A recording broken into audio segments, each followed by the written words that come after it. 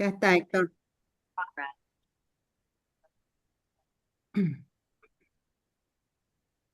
Bien, muy bien. Entonces, el tema de hoy es la libertad en San Bernardo. Empiezo comentando una cosa que es de experiencia, por decir así, ¿no?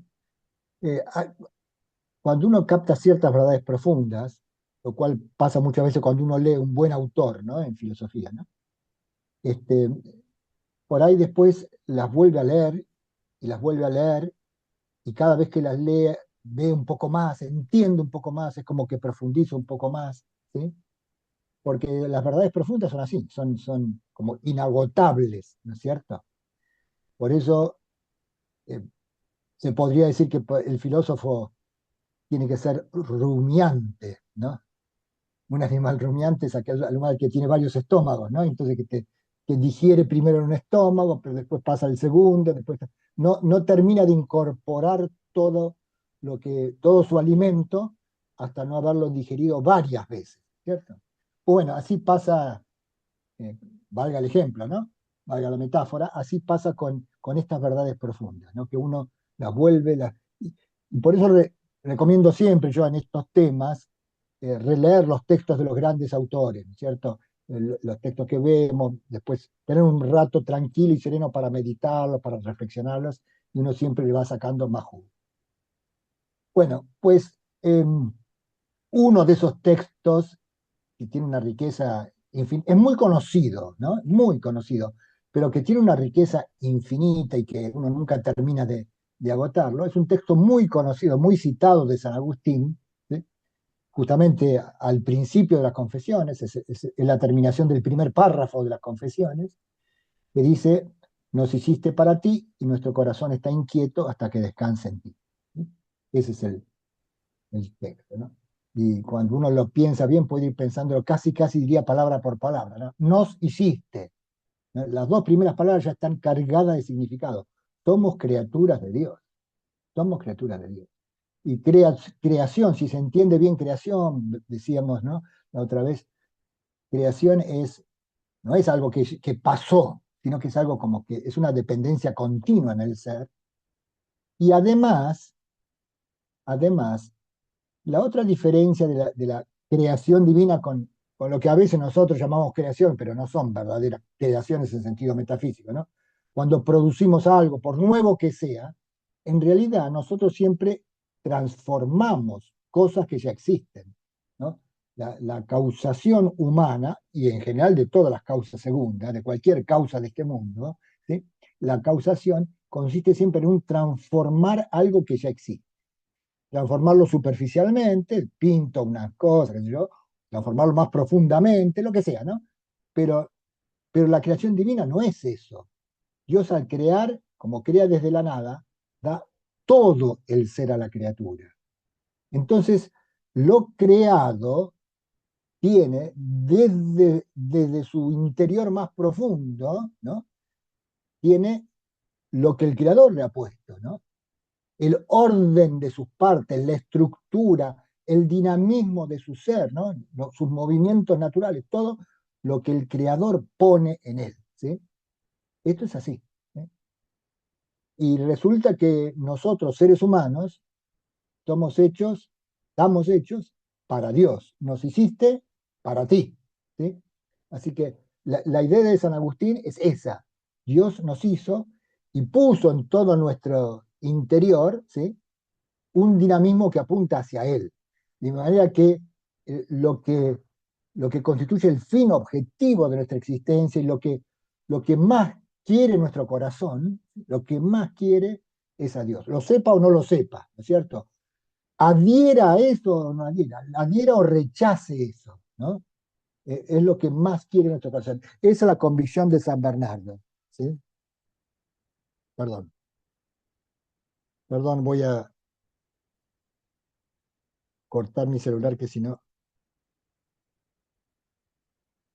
me interrumpe. Disculpen. Bueno, el encuentro de hoy sobre la libertad en San Bernardo y también el próximo va a ser sobre el amor en San Bernardo, los dos son como una profundización que hace San Bernardo de esta tesis agustiniense. Estamos hechos para Dios, hemos sido creados para Dios. Eso es. Entonces, si esto es así, ¿qué significa en nosotros la libertad? ¿Qué lugar tiene el amor? Esa es un poco lo que vamos a ver, un poco, tratando de acompañar las reflexiones de San Bernardo sobre este tema. ¿Sí? Bueno, San Bernardo desarrolla este tema sobre todo en un libro sobre la gracia y el libre albedrío, de gratia et libero arbitrio, ¿no? Sobre la gracia y el libre albedrío. Sobre todo ahí, aunque también aparece en otros lugares, ¿no? Y de entrada resalta la importancia del libre albedrío.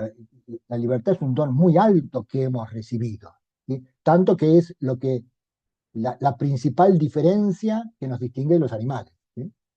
Porque nosotros tenemos, como vamos a ver en un primer texto, ¿no? Tenemos vida, componentes minerales, tenemos vida vegetativa, tenemos vida sensitiva como los animales, pero hay algo que nos distingue de ellos, y es sobre todo la libertad, ¿sí? Para San Bernardo, la libertad es don dignísimo, ¿sí? Eminentísimo, ¿sí? Del hombre, ¿sí? Este, vamos entonces a los dos primeros textos muy sencillos, pero que me parece que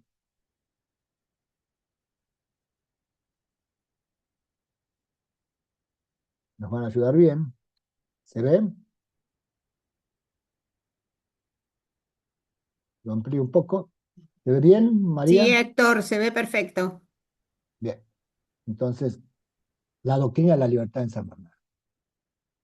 Dice San Bernardo, tenemos pues en común con los árboles la vida, con los animales los sentidos y el apetito junto con la vida, pero la voluntad nos diferencia de todos ellos. El consentimiento de la voluntad libre y espontánea nos hace justos o pecadores, desdichados o dichosos. Este consentimiento que procede de la libertad inadmisible de la voluntad y del juicio escrupuloso de la razón, creo que puede llamarse libre albedrío. Es libre por ser dueño de sí mismo. Libertad inadmisible. El corrector me había corregido, inadmisible. No, no se trata de que sea inadmisible. El inadmisible viene del latín, no. Y amitere es perder, ¿no? Inadmisible que no se puede perder, ¿sí? La libertad de la voluntad es un don interior, ¿sí? Que de ninguna manera podemos destruir, ¿sí? Podremos dirigirla mal o lo que sea, ¿no? Pero no la podemos destruir, ¿sí? Eh, y la libertad consiste entonces en ser dueño de sí mismo. Uno es verdaderamente dueño de sí mismo por ser libre, ¿sí? Y este ser libre es como una participación de la imagen divina. Otro tema patrístico, ¿no? Creados a imagen y semejanza de Dios, ¿no es cierto? ¿no? Bueno, para San Bernardo, la imagen está primero y principalmente en la voluntad. El Creador ha honrado a la criatura racional con esta maravillosa participación de la dignidad divina. Lo mismo que Él es dueño de sí y es bueno por su propia voluntad y no por necesidad, también ella, la criatura racional, ¿sí? Es en cierto modo dueña de sí misma en este aspecto. En cuanto que, tanto si hace el mal y se condena, como si permanece en el bien y merecidamente se salva, lo hace por propia voluntad. Esto no quiere decir que para salvarse baste querer, sino que la salvación es imposible sin el concurso de su voluntad. Nadie se salva contra su voluntad, ¿sí? Importancia de la voluntad. En otros textos más, a veces no quiero repetir demasiado para no sobreabundar, se ve bien claro como es como la culminación de la dignidad del hombre, el hecho de ser libre y por lo tanto dueño de sí mismo, ¿sí? Tanto que es clave para su destino final, para su destino eterno, que es la salvación, ¿sí? Aclara de entrada San Bernardo que no es que alcance con la sola voluntad, ¿no? Porque es necesaria la gracia, como vamos a ver enseguida, ¿no? Pero es muy importante. En este sentido, se podría decir que San Bernardo se pone en la línea de aquellos autores que ya desde la patrística, ¿no es cierto?, subrayan la libertad como el don eminentísimo que Dios dio al hombre. Sí, sin querer ahora comparar si es mayor que esto o mayor que el otro, pero bueno, pero en todo caso es es muy importante, ¿no? En esa línea, por ejemplo, para mencionar simplemente dos extremos, ¿no? En esa línea está Gregorio de Niza, por ejemplo, que cuando comenta, ¿no?, los rasgos de la imagen divina en el hombre, ¿no?, subraya mucho la libertad. Y ya está muy cerca nuestro, en el otro extremo, ya León XIII, en la encíclica Prestantissimum Donum, ¿sí?, dice que la libertad es justamente un don eminentísimo, prestantísimo, ¿no? Ustedes saben que el superlativo latín, prestantísimo es un superlativo, ¿no? Eminente, destacado, excelente, ¿no? El superlativo se puede traducir el más eminente, ¿sí?, el más destacado, ¿sí? O si no, se puede traducir directamente con un superlativo castellano, ¿no? Excelentísimo, destacadísimo. Pero bueno, en todo caso, no cabe duda de la importancia que San Bernardo da a este don, ¿cierto? Bien, quizás lo más original de San Bernardo y donde nos va a dar pie para una reflexión profunda es el tema de las tres libertades, o las tres clases de libertad, ¿eh? En el mismo libro, San Bernardo, perdón, habla de la libertad de naturaleza, la libertad de gracia y la libertad de gloria, ¿sí? La libertad de naturaleza es estar libre de necesidad, ¿eh? Es un don natural, es decir, está dado al hombre en su naturaleza misma, en su esencia, y por lo tanto no puede perderlo. Ni siquiera se puede decir que propiamente hablando disminuye, porque uno o es libre o no es libre, ¿es cierto? ¿Eh? Esto entonces, ni el pecado original, hace perder ni disminuir el libre albedrío, la libertad de naturaleza, ¿sí? Ahora, en esta vida y después del pecado, ¿sí?, la naturaleza humana queda herida y entonces el ejercicio del libre albedrío se hace mucho más difícil, ¿sí? A tal punto que para poder no pecar es necesaria la gracia, ¿sí? Segundo modo de libertad o grado de libertad, se podría decir también, como vamos a ver, la libertad de gracia, ¿sí? En esto insistió mucho San Agustín contra Pelagio, ¿no?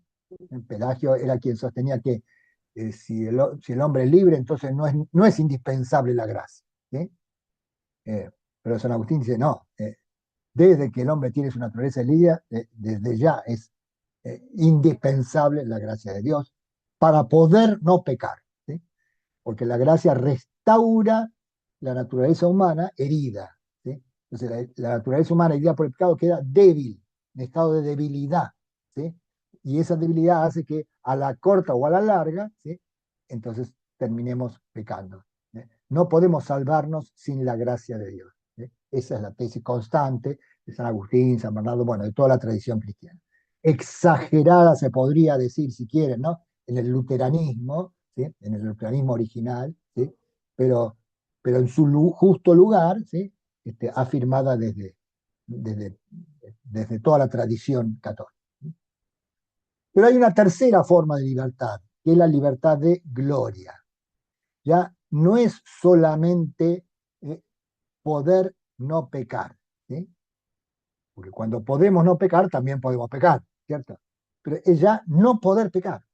Es decir, no estar sometido a la debilidad de la tentación, a la miseria, ¿sí? No estar sometido a la miseria, ¿sí?, a la posibilidad misma de pecar. Y se dará solo en el paraíso, ¿sí? Solo en el paraíso y ante Dios, ¿sí?, tendremos la libertad de gloria. No podremos pecar. Y aquí aparece la paradoja más profunda de la cual vamos a hablar bastante, ¿no? ¿Cómo? ¿Cómo? Son tres grados. Y el grado máximo consiste en no poder pecar.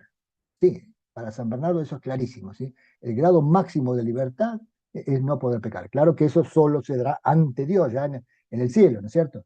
Pero es así si entendemos bien las cosas, ¿cierto? Vamos parte por parte. El texto donde esto lo afirma esto primero claramente. Existen, pues, como hemos podido ver, tres clases de libertad: sobre el pecado, sobre la debilidad y sobre la coacción. Las dije en orden inverso acá, ¿no es cierto? O en orden mezclado. La última, la libertad sobre coacción, dimana de la condición misma de nuestra naturaleza, es el libre albedrío, ¿sí? La primera, la libertad sobre el pecado, la recuperamos por la gracia. Y la segunda, que es la de gloria, nos está reservada para la paz. Llamemos pues a la primera libertad de naturaleza, a la segunda de la gracia y a la tercera de la vida o de la gloria. Primeramente recibimos en la creación una voluntad libre o una libertad voluntaria como nobles criaturas de Dios. Después somos restablecidos en la inocencia como nuevas criaturas de Cristo. Finalmente somos exaltados a la gloria como criaturas perfectas en el Espíritu. ¿Bien? Esta es claramente entonces la doctrina de la libertad. ¿Eh? El hecho de desarrollarlas así, de esta manera, y sobre todo hablar de criaturas perfectas en el Espíritu, y todo el contexto además, muestra que claramente para San Bernardo no son tres formas distintas de libertad, sino tres grados de libertad, ¿sí? Tres grados de libertad, porque el libre albedrío sí es poder elegir, pero, pero solo quien tiene gracia puede finalmente no, y constantemente no pecar, ¿no? Puede, ¿sí? Y solo quien recibe la libertad de gloria, entonces ya está a salvo, eximido de, de todo pecado. ¿Sí? No, ya no puede pecar directamente. ¿Sí? En algunos textos, San Bernardo, hablando de estas tres libertades también, distingue, eh, comentando el pasaje bíblico, el hombre fue creado a imagen y semejanza de Dios. Imagen y semejanza. Distingue, ¿sí? En cierto sentido, qué es imagen y qué es semejanza. ¿Sí? Y dice así: creo que la imagen y semejanza del Creador con las que fuimos creados se encierran en estas tres clases de libertad. La imagen en la libertad de elección y en las otras dos, cada uno de los aspectos de la semejanza. Si el libre albedrío es incapaz de sufrir el menor defecto o disminución, es porque ha recibido más particularmente el sello de la imagen indeleble y sustancial de la divinidad. Las otras dos libertades, como pueden disminuir y hasta perderse del todo, constituyen más bien una especie de semejanza accidental con la sabiduría y con el poder divinos añadidos a la imagen. Estas las perdemos con la culpa y las recuperamos con la gracia. Y de hecho, cada día, unos más y otros menos, avanzamos o retrocedemos en ello. Casi se podría decir que toda la vida espiritual consiste en esto, ¿no? En avanzar o en retroceder más en nuestra libertad. También pueden perderse sin esperanza de recuperarlas, ¿sí? Y pueden poseerse con tal seguridad que es imposible que se pierdan o disminuyan en el sí. Esta es entonces la doctrina básica de San Bernardo en este tema. Entonces estamos ante la gran pregunta: ¿cómo puede ser, y ahora sí me detengo un poquito más en esto, cómo puede ser que entonces la libertad máxima del hombre, el mayor grado de libertad, sea un no poder pecar en este caso, ¿cierto? Pero un no poder, ¿sí? Parece medio paradójico y es medio paradójico, pero se entiende claramente si nos remitimos a lo que decíamos antes. Estamos creados para Dios. El hombre, lo que más desea el hombre en su voluntad más profunda, ¿sí? Es el bien infinito. Tanto es así, tanto es así, que no hay otra cosa que lo pueda dejar satisfecho, es decir, que lo pueda hacer feliz, definitivamente feliz. Sí puede haber felicidades con minúscula, ¿no es cierto? Pero la felicidad con mayúscula, es decir, la beatitud total, lo que satisface a fondo, inexorablemente, un corazón humano, es solo el bien infinito, es solo Dios. ¿Sí? De alguna manera podemos decir que es una suerte que sea así, ¿no? Es una suerte que estemos hechos de modo tal que estemos hechos para el bien infinito, porque no podría haber un fin más alto. Cualquier fin que hubiéramos elegido nosotros, ¿sí? Hubiera sido inferior a eso, ¿no es cierto? Pero bueno. ¿eh? Pero por supuesto, para esto, para ser consciente de esto, hay que reconocerse como criatura. Solo quien se reconoce como criatura, entonces reconoce esto. y reconoce que la forma más alta de libertad es no poder pecar. ¿Sí?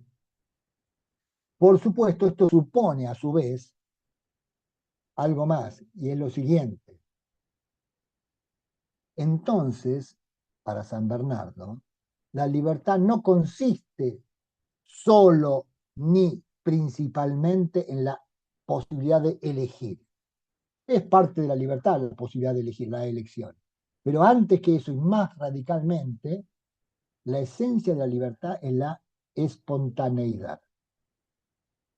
Espontaneidad. Espontaneidad quiere decir un acto que sale desde lo más profundo de mi interior y por lo tanto un acto que refleja lo que más deseo yo, mi identidad en su sentido más profundo.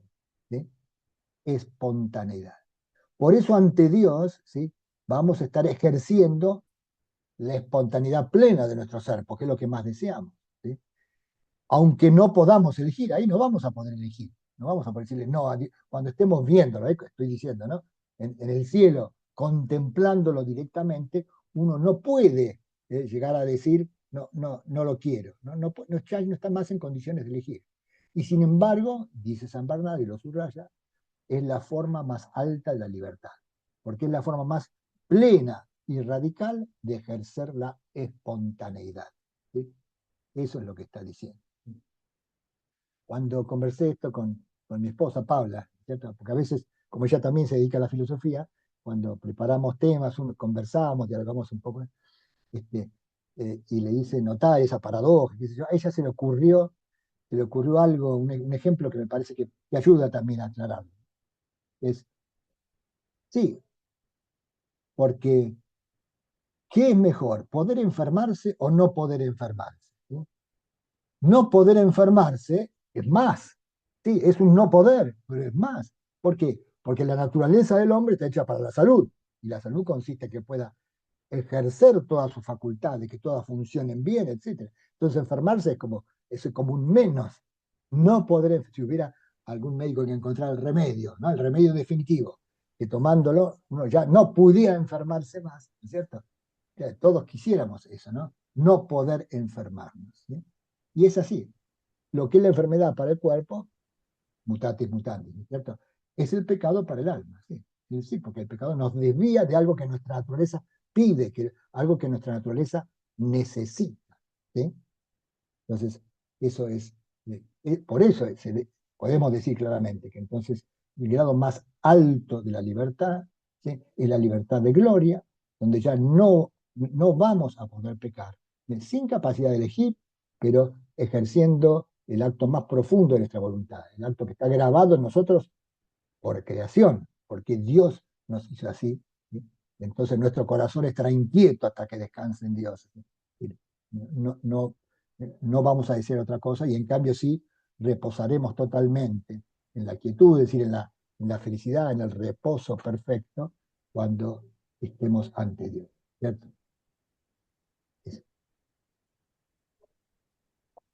Con lo cual, entonces, podemos decir que se podría decir, ¿no? Que entonces la libertad humana es básicamente consentimiento, consentir.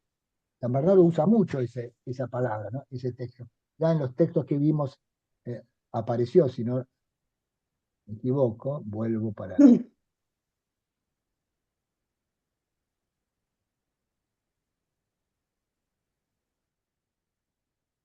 Bueno, no me acuerdo ahora, pero los textos siguientes va a aparecer bien claramente.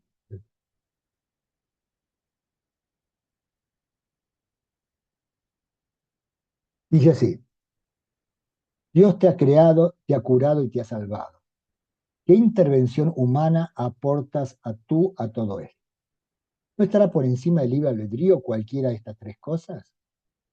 Quienes piensan rectamente no atribuyen estas tres operaciones al libre albedrío, sino a la gracia de Dios en ellos. La primera obra de la gracia es la creación, la segunda la reformación, la tercera la consumación. Consumación, no llegar a la plenitud. Según todo esto, la consumación ha de suceder en nosotros y de nosotros, mas no por nosotros. No seremos la causa definitiva de la consumación, porque Hace falta la gracia de Dios para poder contemplarlo y gozarlo plenamente en el cielo. La creación se ha hecho sin nosotros. Solamente en la reformación tenemos mérito, puesto que de algún modo se hace con nosotros, es decir, mediante el consentimiento de nuestra voluntad. ¿Sí? La restauración, es decir, la redención, ¿eh? La gracia se hace con nuestra voluntad. No se puede hacer sin nuestra voluntad. Entonces, toda la obra y el mérito del libre albedrío está en dar su consentimiento. Exactamente. Y aún ese consentimiento del que dimana todo mérito no procede del hombre. En el sentido que no solo procede de nosotros, sino que necesita el auxilio divino. ¿Sí? Están, pone mucho énfasis en esto. Lo hace a propósito, digamos, deliberadamente. Lo cual no quita todo lo otro que dijo, ¿no? Que es un don excelentísimo que tiene el hombre, que nos hace superiores a todos los animales, que nos da una dignidad cuasi divina, ¿sí? Y sin embargo, nuestra libertad, la libertad del hombre, criatura, es una libertad de consentimiento. ¿Sí?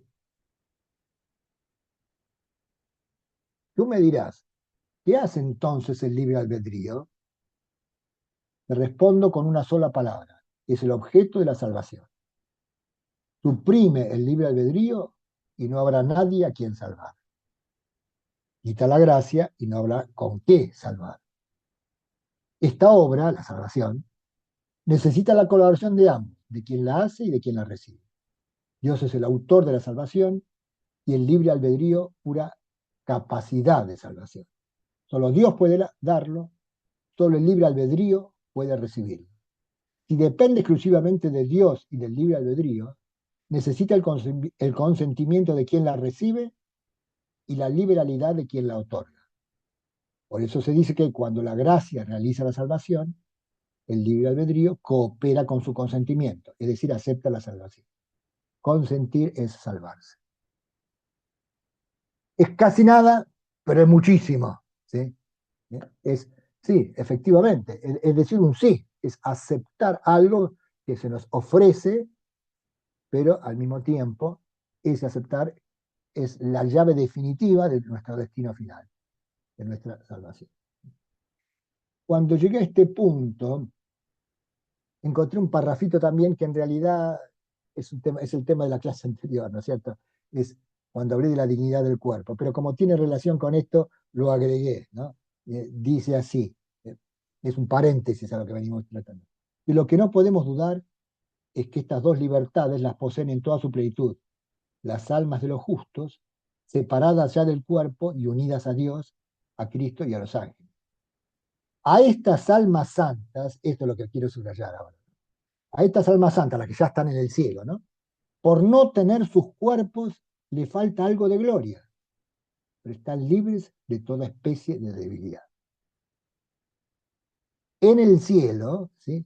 Mientras esté nuestra alma sola, es decir, antes de la resurrección final del cuerpo, nos falta algo de gloria.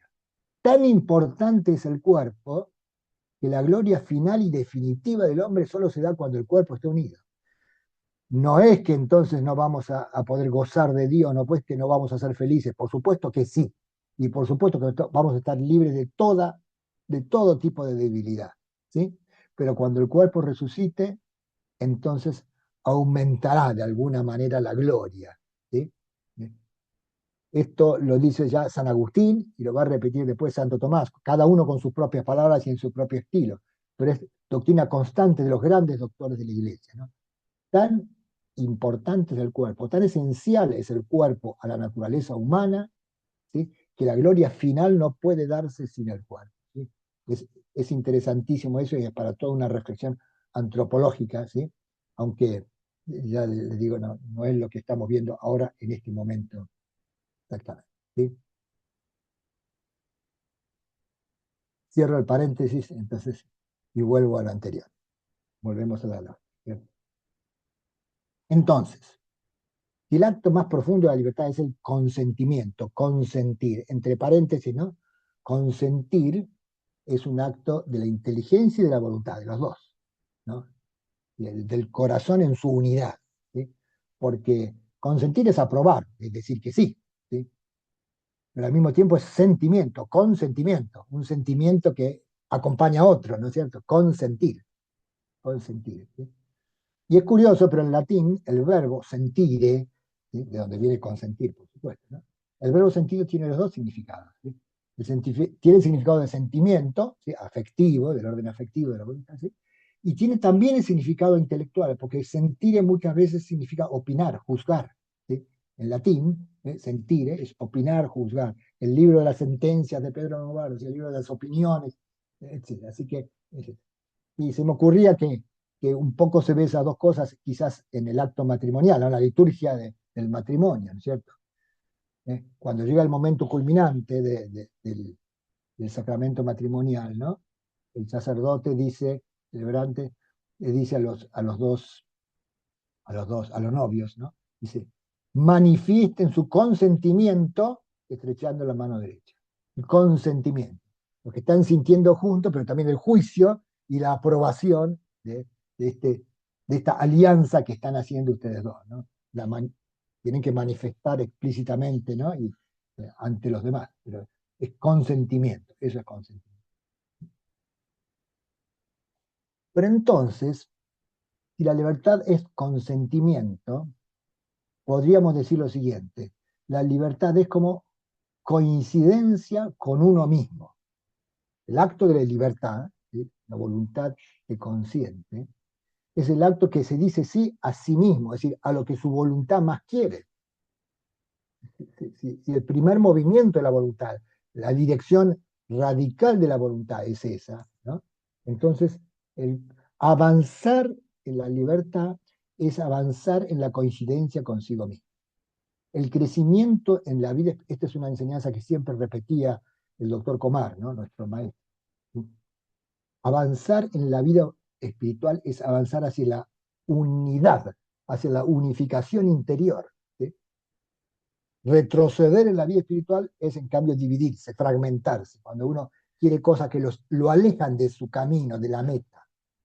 Y por eso cuando uno se aleja de la meta, tiene que volver a orientar su corazón en la dirección exacta, convertirse. La conversión del corazón, ¿no? Es, en la medida que me he desviado, recuperar la dirección final.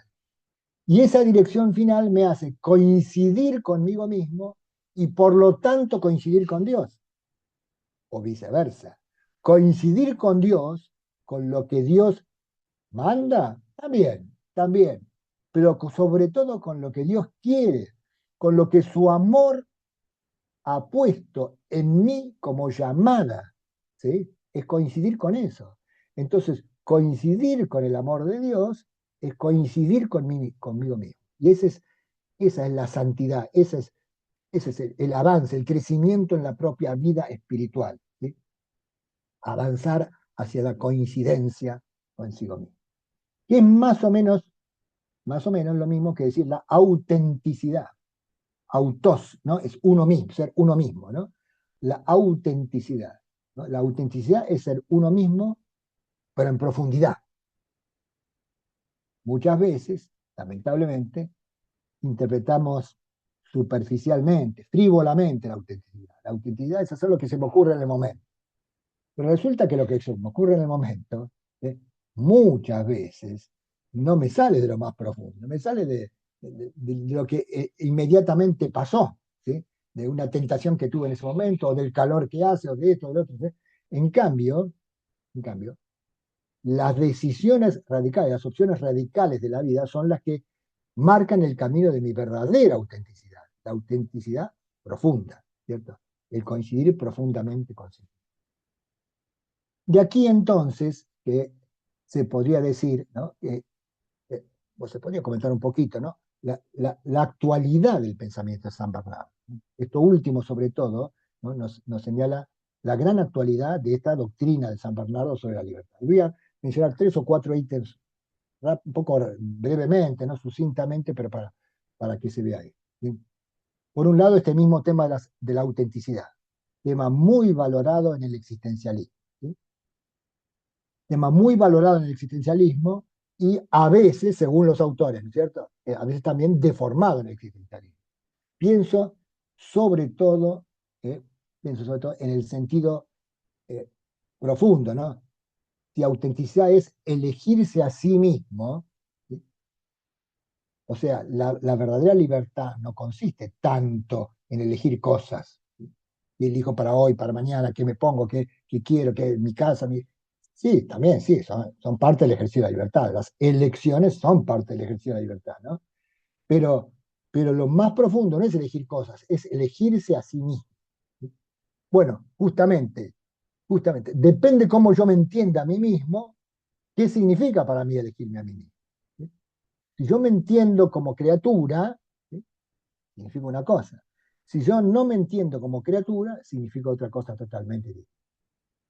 Y para mí el gran ejemplo, una libertad que busca la autenticidad profunda, pero sin reconocerse como criatura, el gran ejemplo sigue siendo Jean-Paul Sartre, sobre todo en su primera época, ¿no? Digamos, el existencialismo es un humanismo en esos textos, ¿no? En esos textos Sartre dice directamente, ¿no? Yo quiero desarrollar una filosofía coherentemente atea.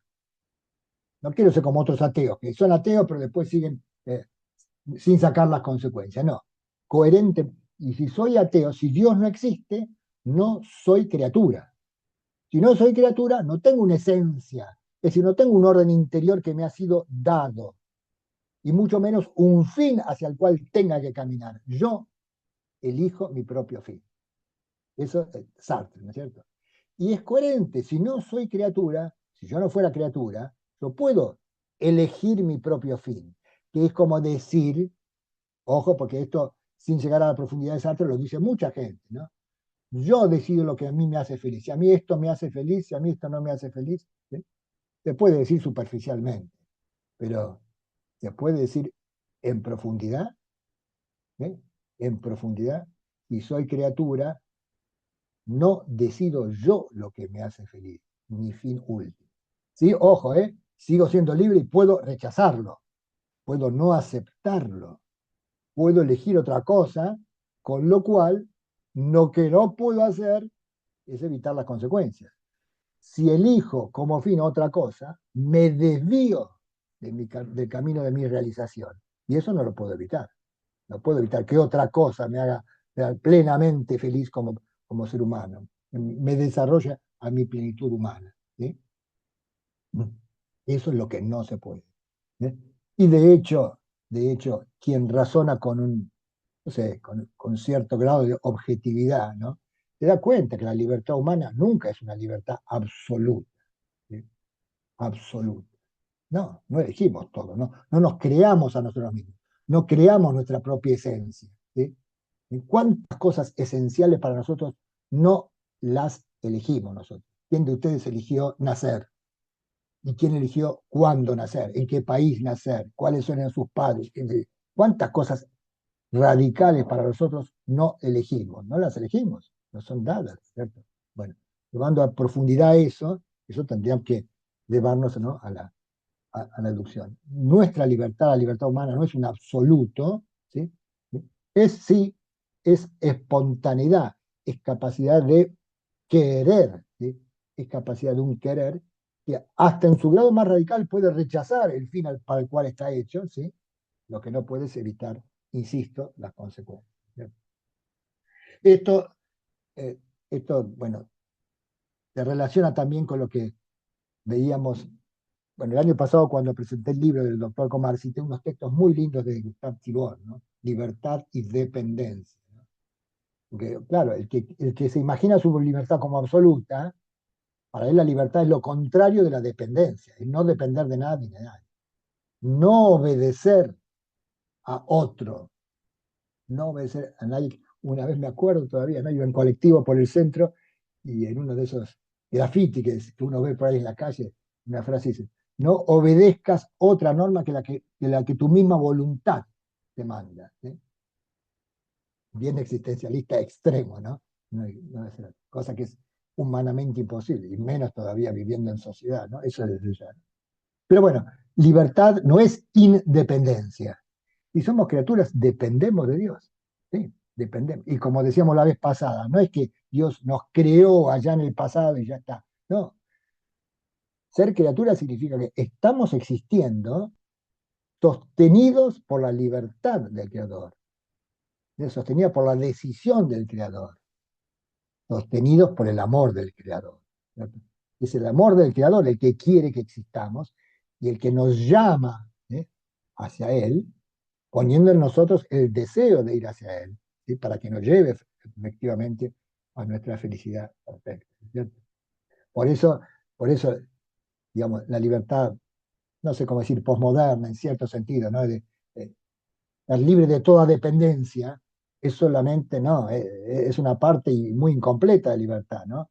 Porque uno es libre de para ser libre para. ¿Sí? Es capacidad de vincularse, es capacidad de elegir optar, ¿no? Es eh, atar, vincularse, ¿no? Vínculo, cadena. ¿Sí? Sí, sí, efectivamente, ¿no? Quien se vincula es quien está ejerciendo su libertad.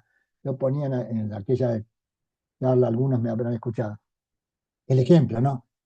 Tener una libertad que no se vincule con nada, que no se comprometa con nada, es como un hombre que tiene mucha plata, pero no quiere gastarla, no quiere gastarla, no quiere comprarse nada, porque, porque claro, si se compra algo, gasta un poco de la plata, tiene menos, ¿no? No, no, quiero más plata y más plata y más plata. Sí, quiero ser libre, libre, libre, pero libre ¿para qué?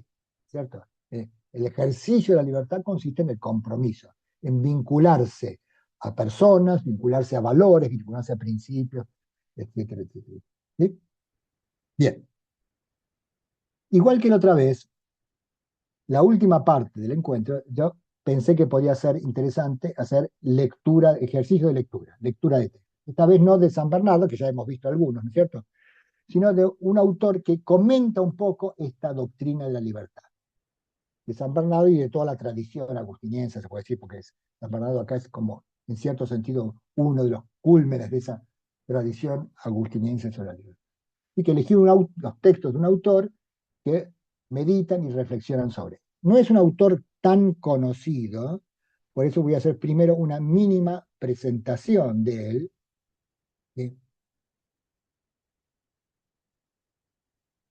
Para después ir a los textos. Es Aimé Poré, filósofo francés, siglo XX, muere en 1983, ¿cierto? Tiene ahí una mínima biografía, nace en Francia, estudia en Poitiers, tiene que pasar por la Primera Guerra Mundial, después hasta el 40 va a ser profesor de filosofía en distintos liceos, Guéret, Poitiers, al final en París. ¿Sí? En el medio, mientras tanto, se doctora en filosofía, su tesis doctoral, la estructura metaphysique du concret selon saint Thomas d'Aquin, la estructura metafísica del concreto según San Tomás de Aquino. ¿Sí? Es una linda tesis, muy, muy, muy interesante. ¿Sí? Este, yo soy profesor de filosofía medieval de hace mucho, cuando entré en la cátedra en la UCA como asistente, el titular era el doctor Terán. ¿Sí? Y tengo este libro por regalo del doctor Terán.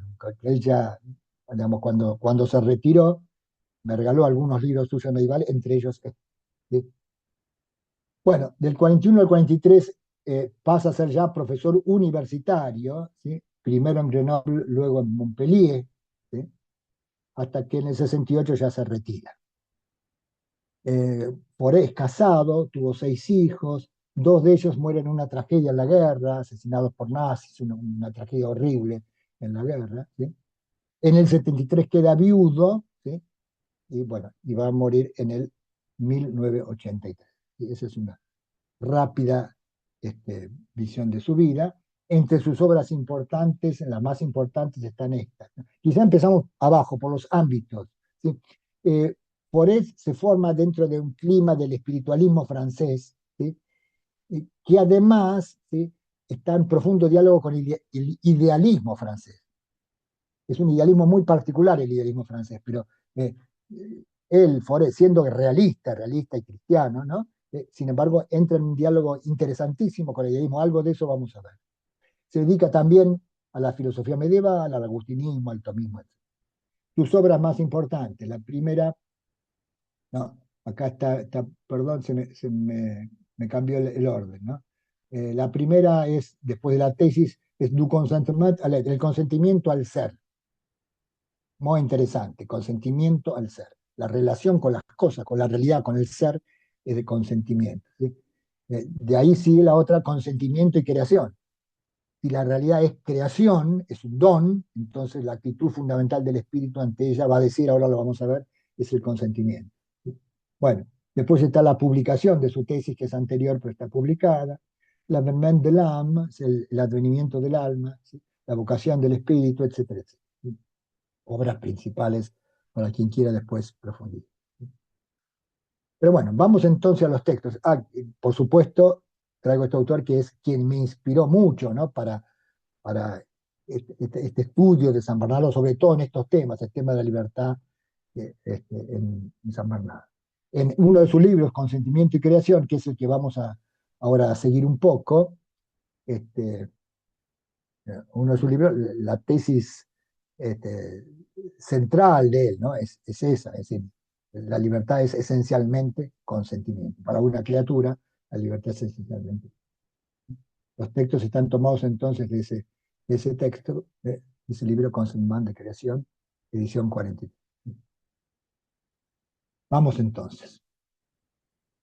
Por tanto, debe haber una actitud del espíritu completamente esencial, expresión de esta relación primera que tenemos con el ser. Es lo que podríamos denominar el consentimiento. En efecto, él es la disposición propia de un espíritu que en la experiencia más acabada no hace más que actualizar lo propio de la criatura. Así, el subrayado es mío, ¿no? Así, a una visión metafísica para la cual el ser es don y por eso gracia en este sentido, en sentido gracia late dicta, es decir, en sentido amplio de la palabra, ¿no? No gracia sobrenatural, don gratuito. Ah, entonces, a una visión metafísica para la cual el ser es don, debe corresponder un movimiento del espíritu que es consentimiento. Esta es la tesis central y es interesantísima, ¿no? Y eso es lo que da el título al libro, ¿sí? Consentimiento y creación. Si somos criaturas, el ser nos es dado. Nuestro ser y el ser de las cosas que tenemos adelante. Sí, todo es dado. Entonces, la actitud más profunda es el consentimiento. Y este capítulo, del cual te extraje, se titula dentro del libro Consentimiento y Creación, se titula Libertad y Consentimiento, ¿sí? Como el consentimiento es el núcleo mismo de la libertad. El consentimiento, sigo leyendo, es respuesta y fidelidad, pero no hay que considerarlo como una virtud de tipo pasivo. Lo que presenta el original es un cierto modo de compromiso completo donde entra a la vez la docilidad y la generosidad. Docilidad, ¿eh? Del verbo latino docere, que significa enseñar. Dócil es docibilis, es decir, aquel que es enseñable, aquel que se deja enseñar. Docilidad y generosidad, contrario, no es decir, dar, recibir y dar, capacidad de recibir, capacidad de dar. Es una fidelidad continua. El consentimiento no es una actitud especial de la inteligencia y del carácter. Es de los dos, ¿no? Pero no es una actitud especial, sino el sentido mismo de sus pasos, lo más profundo, la dirección fundamental de eso. Lo propio del consentimiento es que él supone a la vez la fidelidad a una solicitación que viene de las cosas y a nuestra propia naturaleza intelectual, a una suerte de profundidad del espíritu. ¿Sí?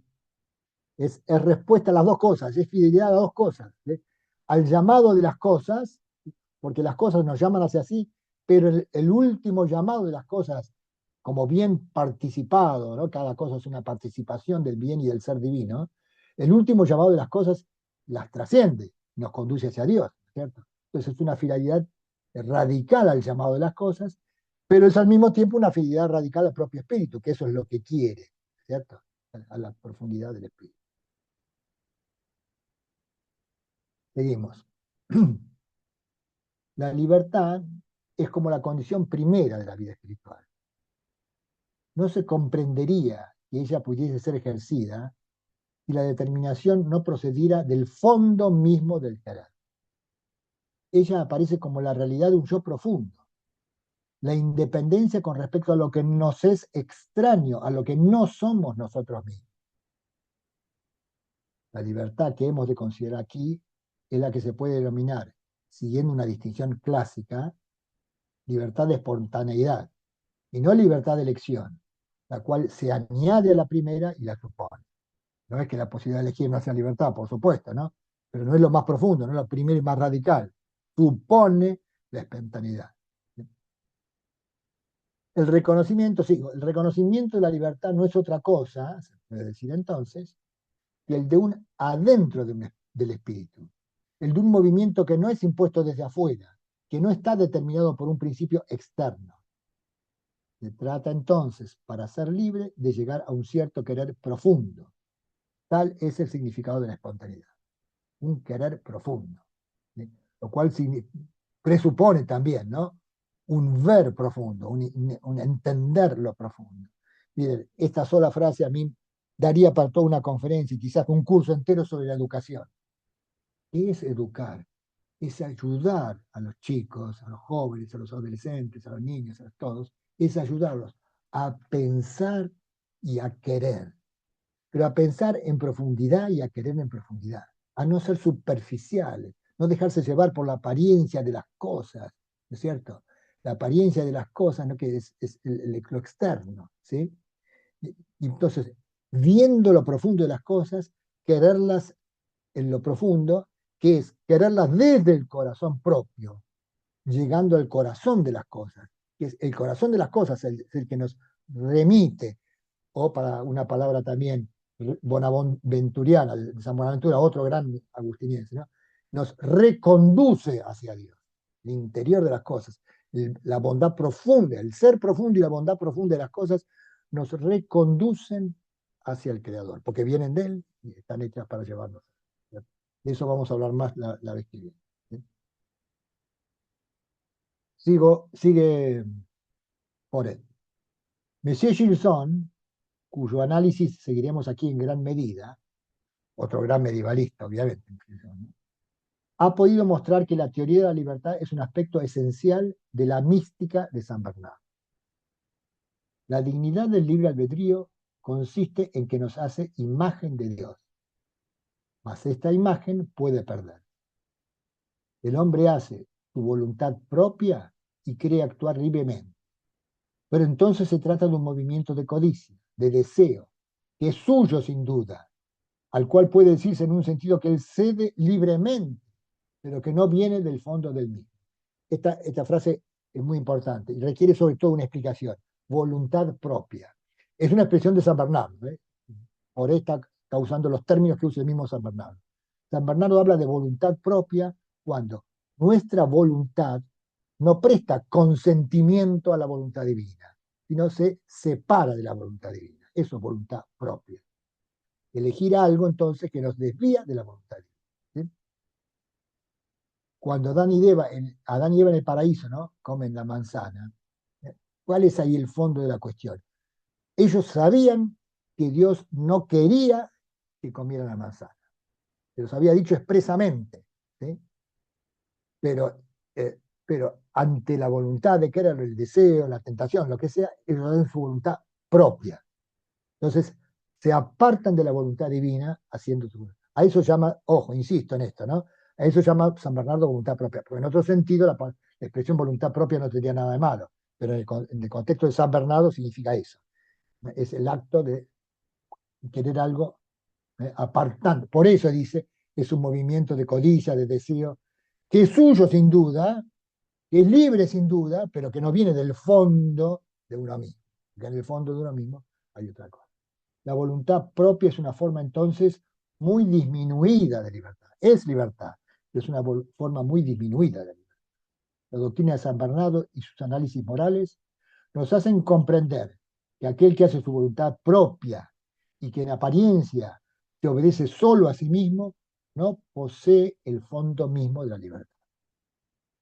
No solamente no posee, como enseña todo el agustinismo, el poder de hacer el bien, sino que además le falta aquello que la filosofía moderna nos ha enseñado a concebir como la esencia de la libertad, la presencia del yo total en cada una de sus determinaciones.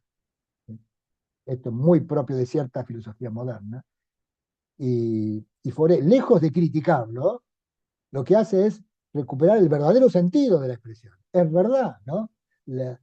La esencia de la libertad es la presencia del total de uno mismo en cada una de sus decisiones, en cada una de sus determinaciones, ¿cierto? Este es el núcleo de la cuestión misma, ¿cierto?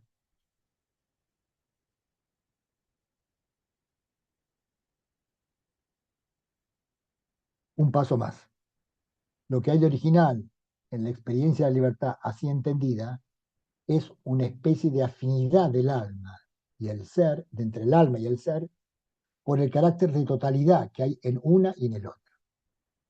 El ser, explico un poquito, el ser es lo que tienen de común todas las cosas, la totalidad de las cosas, ¿no? Lo que hay en la totalidad de las cosas, ¿cierto? El espíritu es la capacidad que hay, por ejemplo, en el hombre, ¿no? De conocer y hacer como posibilidad, no como realidad, porque el todo, la totalidad, es la apertura al todo del espíritu, ¿no es cierto?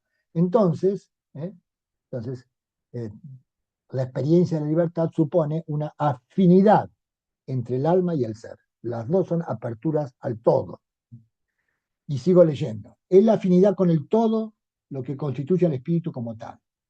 Él se realiza, se vuelve a encontrar y vuelve a encontrar entonces la libertad que le es esencial cuando se dirige hacia el ser.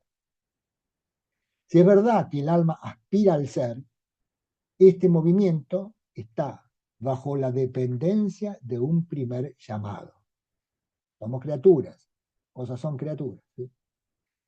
Así, el acto que revela el ser es por sí mismo recepción y respuesta a este don que las cosas proponen.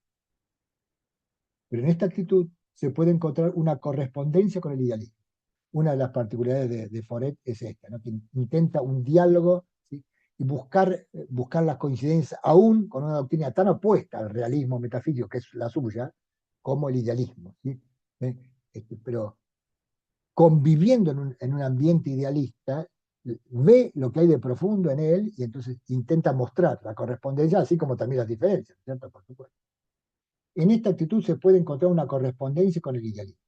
Esta doctrina, el idealismo, consiste en decir que el ser responde al pensamiento. El ser es lo que responde a una exigencia que llevo en mí, ¿no es cierto? La exigencia del pensamiento hacia el ser. El realismo metafísico quiere invertir esta relación y decir que a la invitación que está en las cosas corresponde el consentimiento que está en mí. No es que las cosas se tienen que ajustar al pensamiento, es el pensamiento el que tiene que ajustarse a las cosas. ¿Sí? ¿De acuerdo? ¿Sí? Entonces, la iniciativa, ¿sí? Está en ese llamado que viene de las cosas, no en un pensamiento que entonces sería algo así como creador, ¿no? Constitutivo del objeto mismo. El pensamiento idealista, ¿sí? No reconoce una realidad dada, sino que es un pensamiento que pretende constituir su objeto, ¿no? El realismo es al revés, ¿no? Es la sumisión al, al, al objeto. Y entonces podemos decir, terminar con esto, ¿no? El interés de la doctrina agustiniense es el de volver a encontrar la libertad en la afinidad misma del espíritu a la llamada que lo solicita. Hay una llamada anterior. La libertad humana no es primera iniciativa. Es iniciativa, pero no es la primerísima iniciativa, porque supone la... Esta inspiración es ante todo la del agustinismo. En efecto, si la gracia aparece como una liberación de la voluntad, su acción supone, para ser bien entendida, una idea previa de la libertad humana. Ella es siempre la libertad, ¿no? La libertad es siempre para San Agustín la espontaneidad de la voluntad, pero él añade que allí se encuentra el movimiento propio del amor. El amor expresa una profundidad mayor que la de la misma libertad. Y es en esto que el agustinismo se distingue del idealismo. El tema de la libertad, llevada hasta su fondo, nos lleva necesariamente al tema del amor. ¿Sí? Nosotros encontraremos, vuelvo a leer, encontraremos en toda la tradición agustiniana esta idea de que la libertad debe ser devuelta a sí misma por la gracia, más que conquistada, devuelta a sí misma por la gracia, y que ella se realiza en la espontaneidad del amor, la realización más plena de la libertad. ¿Sí? O si no, este último, que me pareció lindo para para terminar, ¿no? La doctrina mística es entonces por sí misma una profundización de la vida espiritual captada en aquello que la constituye propiamente, la experiencia de la libertad.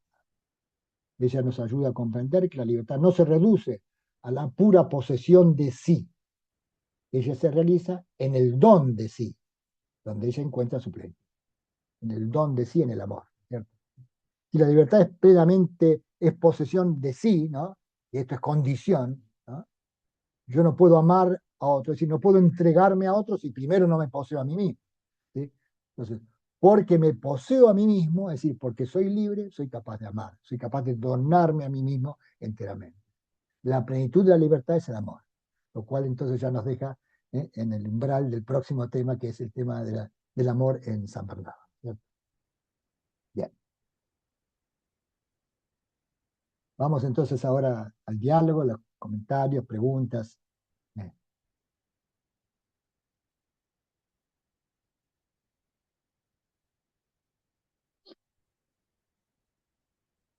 ¿Se fue entendiendo? ¿Sí? Los textos son muy densos, son para leerlos y releerlos, y yo les aseguro que van a sacar mucho fruto leyéndolos así, meditativamente, ¿no? Meditándolos, prestando atención. Doctor, buenas tardes.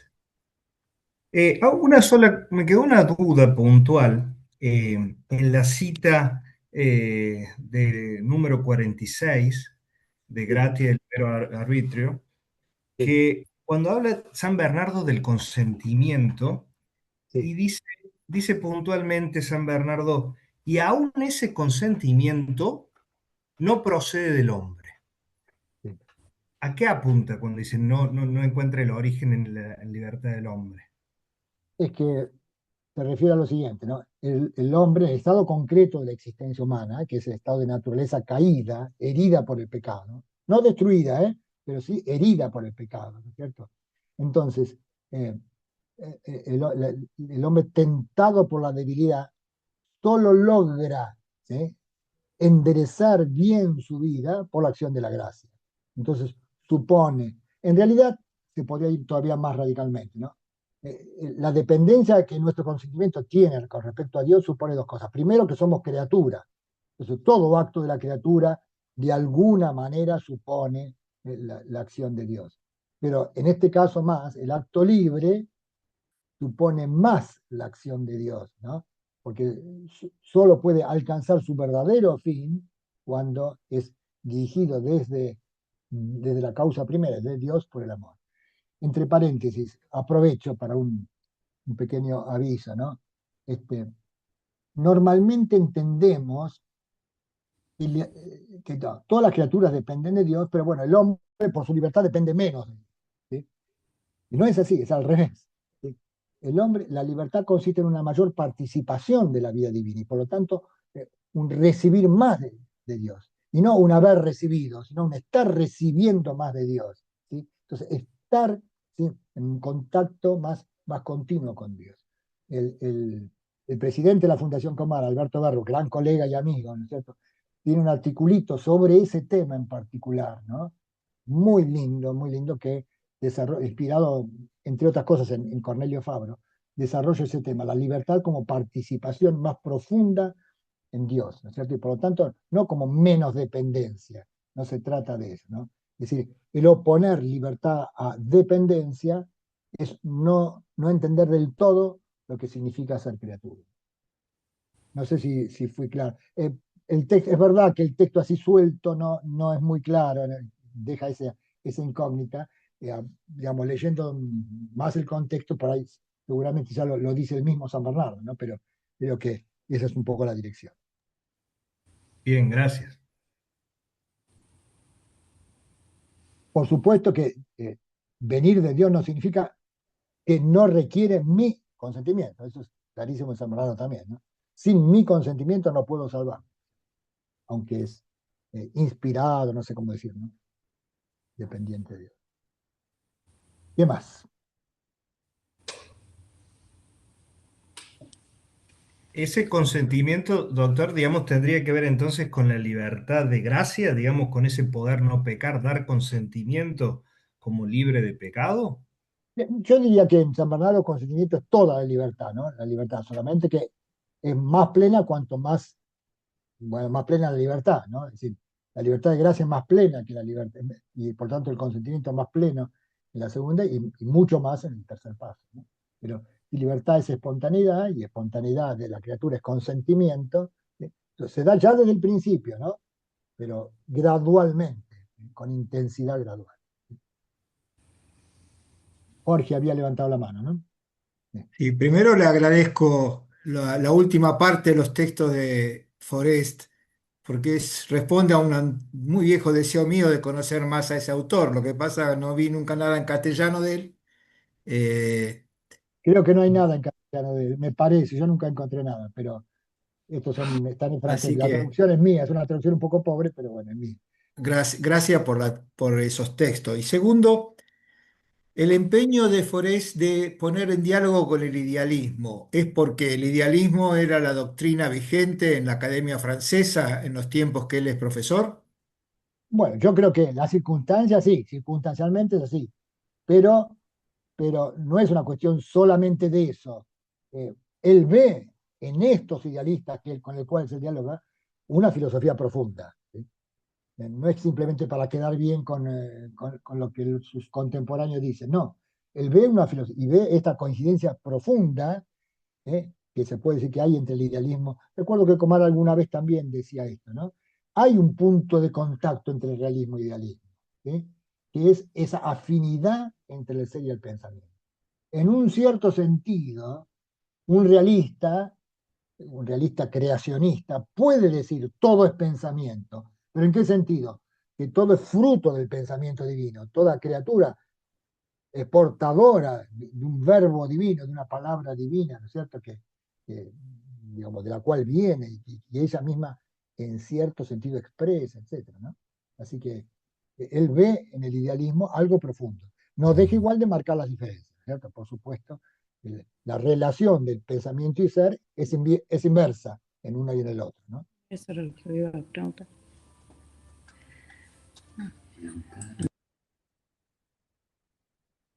Sí. ¿Algo más?